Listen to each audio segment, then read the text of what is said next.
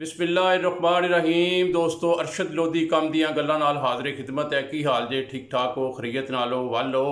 अल्लाह ताला तुहानू सलामत रखे, खुश रहो, आबाद रहो, शाद रहो।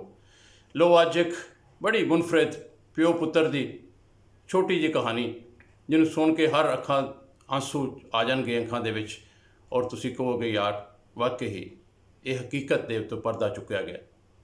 कुवैत दे विच एक बाप ने अदालत दे विच अपने पुत्र के खिलाफ रिट दायर करवाई,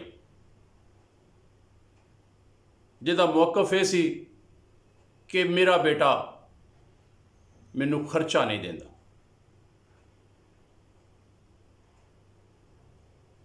जज साहब ने उहदे बेटे नू पेश होने का हुक्म दिता।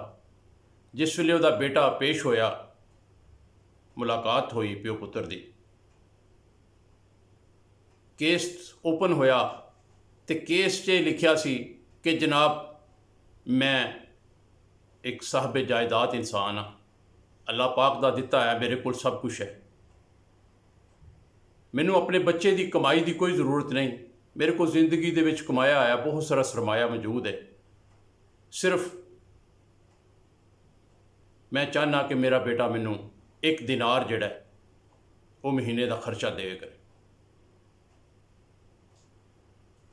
जज साहब ने जिस वेले ये तहरीर पढ़ी तो उन्होंने उस साहब वाल देखा तो पूछया कि जनाब अगर अल्लाह पाक ने तुहानू सब कुछ दिता है, तुहानू उन्होंने पैसों की लोड़ भी नहीं हैगी, तो फिर अपने बेटे को एक दिनार लैके तुसी की करोगे?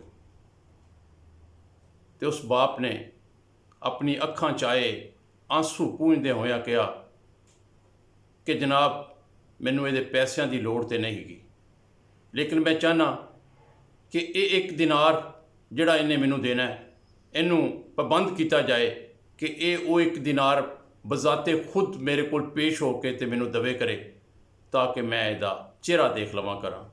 मैं इसदा चेहरा देखण दा मुतलाशी हाँ, मैं इसदा चेहरा देखण तो तरस गया।